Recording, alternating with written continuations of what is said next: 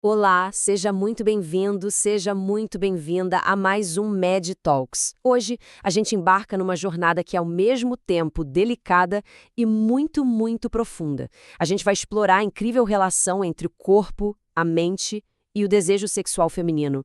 E olha, isso é bem mais que um tema de saúde, sabe? É uma conversa sobre se conhecer, sobre se validar e, mais importante que tudo, sobre cuidado. Vamos começar pensando um pouquinho sobre algo que é super humano, a forma como o nosso desejo vai e vem. É completamente natural que a vontade sexual não seja uma linha reta. Tem fases que ela tá lá em cima, super intensa, em outras parece que ela tira umas férias, né? E isso não é de jeito nenhum sinal de que algo tá errado. É só uma parte da complexidade que é ser gente. O ponto que merece a nossa atenção é quando essa ausência se torna constante e começa a trazer um desconforto. E se você já se sentiu assim, saiba que essa não é, nem de longe, uma experiência isolada. Muito pelo contrário. Especialistas estimam que 4 em cada 10 mulheres, em alguma fase da vida, vão ter queixas sobre a diminuição do desejo. 4 em cada 10. É muita gente. Isso mostra o quanto esse assunto é importante e merece ser conversado com todo cuidado e atenção, bem longe de qualquer tabu ou julgamento. E quando essa falta de desejo se instala por mais tempo, tipo por pelo menos uns 6 meses, e começa a gerar uma angústia, a pesar no dia a dia ou a criar problemas no relacionamento, a medicina dá um nome para isso: desejo sexual hipoativo, ou DSH. A palavra-chave aqui, gente, é o sofrimento.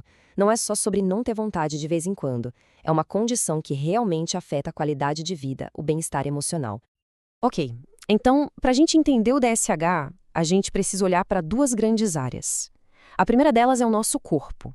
A nossa biologia, os hormônios que correm nas nossas veias, a nossa saúde física. Tudo isso tem um papel gigantesco em como a gente sente e expressa o desejo. E um dos fatores biológicos de maior impacto, sem dúvida, são as mudanças hormonais. Vamos pegar a menopausa, por exemplo.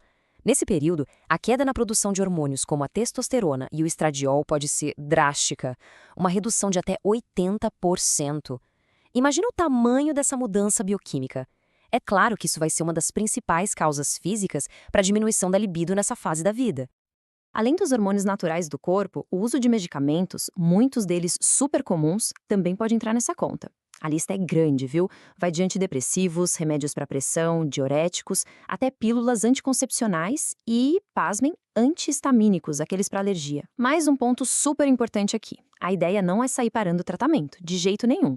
É sempre conversar com um profissional de saúde, explicar o que está acontecendo para juntos buscarem a melhor alternativa. E a nossa alimentação? Será que influencia? Ah, com certeza. Alguns alimentos são bem conhecidos por darem uma forcinha. Eles agem de jeitos diferentes. Tem aqueles que melhoram a circulação, dão aquela esquentada, como a pimenta e o gengibre. Outros ajudam na produção de hormônios, como as ostras, que são cheias de zinco, e tem também os que promovem bem-estar, como o bom e velho chocolate amargo. É a natureza nos dando uma mãozinha. Mas olha, a biologia é só uma parte da história. Agora a gente sai um pouco do corpo e entra no universo fascinante da mente. É aqui, no campo das emoções, dos sentimentos, dos relacionamentos, que o cenário fica ainda mais complexo. E para a maioria das pessoas é onde mora a verdadeira raiz da questão. E a importância desse universo fica clara com um dado que é impressionante.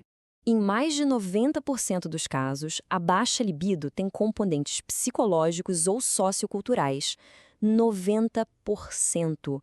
Isso quer dizer que, na imensa maioria das vezes, a resposta não está só no corpo, mas na forma como a gente vive, como a gente sente, como a gente se relaciona.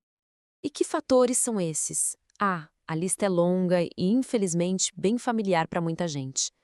É o estresse crônico da rotina maluca, são os conflitos que não se resolvem no relacionamento, as preocupações com as contas para pagar, é aquela briga com o espelho, a dificuldade de aceitar o próprio corpo, são quadros de depressão, de ansiedade e até aqueles tabus, aquelas coisas que a gente ouviu a vida inteira e que ficam lá no fundo da mente.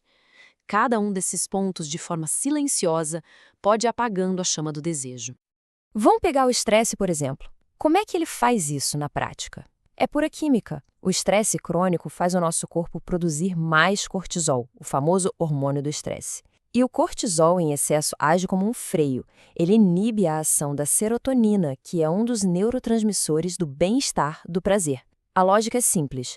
Um cérebro que está o tempo todo em modo de alerta de luta ou fuga não tem espaço para relaxar e sentir prazer. E essa conexão com a saúde mental é direta, é matemática. Olha só esse gráfico. A prevalência de problemas sexuais em mulheres com depressão chega a 50%, metade. Já em mulheres sem o diagnóstico, essa taxa é de 24%. É mais que o dobro. Fica muito claro que cuidar da saúde mental é também uma forma direta de cuidar da saúde sexual. Diante de tudo isso, a grande boa notícia é que existem caminhos. A redescoberta do prazer é totalmente possível. É uma jornada de cuidado que passa por acolhimento, por conhecimento e, claro, por ação. Vamos ver então quais são os passos para essa jornada. O tratamento ideal sempre começa com uma investigação bem completa. O primeiro passo é fazer uma avaliação médica para entender se tem alguma causa física, hormonal, acontecendo ali. Em paralelo, é fundamental olhar para dentro, identificar os fatores psicológicos. E, a partir daí, a abordagem que mais funciona é quase sempre a integrada, aquela que combina os cuidados médicos com os psicológicos. É tratar a pessoa como um todo. E o que é essa abordagem integrada? Bom, de um lado, a gente pode ter a terapia hormonal, que vai buscar reequilibrar a química do corpo. É super útil em casos ligados à menopausa, por exemplo. Do outro lado, a gente tem a psicoterapia, que vai trabalhar as causas emocionais, ajudar a reestruturar pensamentos, a lidar com a ansiedade, os conflitos e, o mais importante, uma não anula a outra. Na verdade, elas se complementam, andam de mãos dadas. E dentro da psicoterapia também existem focos diferentes. A terapia individual é um espaço incrível de autoconhecimento. A terapia sexual é mais direcionada para resgatar a intimidade e o prazer. E a terapia de casal pode ser o caminho quando a raiz da questão está nos conflitos do relacionamento. O legal é saber que existe uma abordagem certa para cada contexto. A gente chega então na nossa reflexão central de hoje. Saúde sexual não é um luxo, não é algo secundário. É um pilar fundamental da nossa saúde integral, porque está totalmente conectado ao nosso bem-estar físico, mental e emocional. Cuidar do desejo é, no fim das contas, uma forma muito profunda de autocuidado. E a pergunta que fica no ar é: será que estamos dando a essa parte da nossa saúde a atenção que ela realmente merece? Nós agradecemos muito a sua companhia em mais essa pílula de saúde e bem-estar. E se você quiser aprofundar esse e outros temas, fica aqui o nosso convite. Acesse o nosso blog em med.com.br. Para continuar essa conversa em formato de áudio, a gente também está no Spotify. É só procurar pelo podcast Descomplicando a Saúde com SPAS. SPASS, a nossa plataforma de benefícios.